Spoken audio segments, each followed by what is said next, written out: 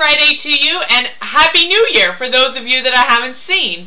I wanted to say thank you if you came to the event yesterday. It was fabulous. Agent Success 2010 was just wonderful, and everyone there had a great time, so thank you if you were able to attend. If you were not and you would like to sit down and go through a business plan, I would be happy to do that with you and bring the workbook to you so that you can hear all about it and create a plan for yourself. Now for the tip for the week. My tip to you right now has to do two things, two quick tips this week. The first is that in order to be successful, you have to have not only your business plan and your goals, but you have to have some accountability. So I want you to think about who can be your accountability partner. Can it be your spouse, your partner? Can it be a good friend? Does it need to be another agent, a business person that you do business with? Do you need it to be me? I'd be happy to be your accountability partner. Just someone that you can talk to on a regular basis. If it's weekly, monthly, whatever it is, to just say, hey, you know that big crazy goal that you have in mind? How are you doing with that? And do you need any help? And what things did you miss out on this month that you need to try and maybe get back on track for next month? Just that way, so that you don't get to July and you go, oh man, 6 months has already gone by and I haven't done what I need to do.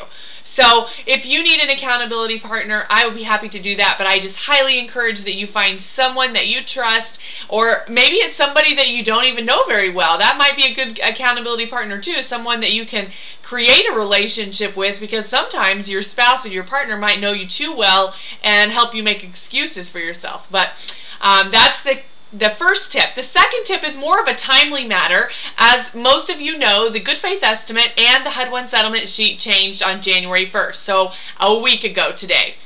And I don't know if you've had a chance to see it or not. If you have not, I would be happy to send you one, or you can go to HUD.gov and see one. And the main difference is that it's not a line itemized settlement sheet anymore, and it's not a line itemized good faith estimate.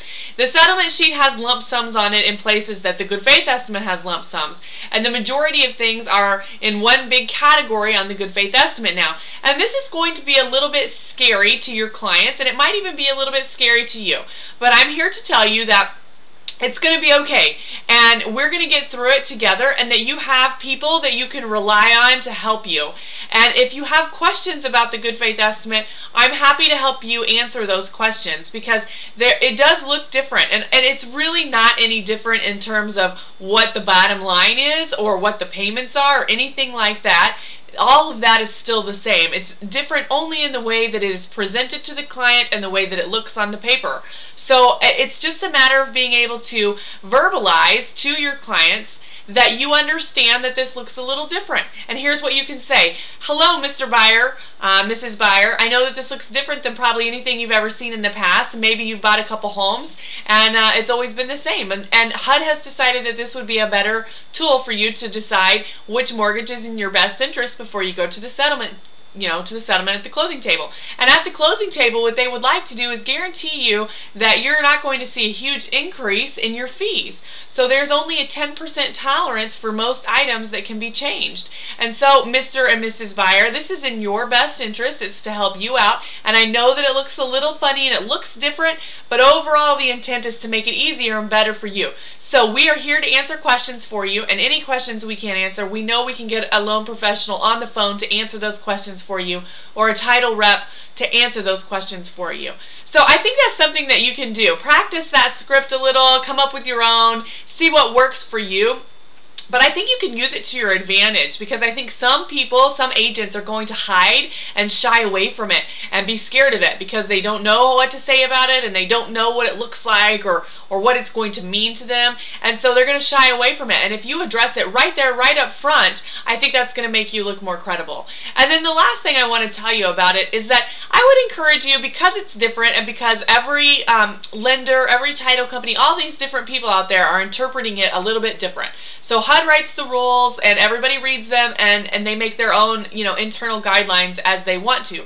And because of that, and because it's new and it's different, I think that you would be best served if you could try to plan your closings out for maybe between 45 and 60 days. I don't actually think that it's going to take us that long to close some, but in some instances where there are some hurdles that you're going to have to get over due to appraisals or whatever else, you might need that extra time. And so I would encourage you to be looking at writing your contracts on or before the 45th day, whatever that day is. So don't forget that there's just certain time frames that we're going to be working within now. So I highly encourage you to do that just to protect yourself. And if not, if you think it's okay to ask for extensions later, then that might work for you as well. So if you have any questions, please feel free to call me. I'm happy to answer any questions that you have.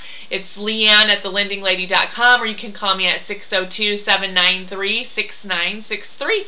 Make it a happy and prosperous weekend. Take care.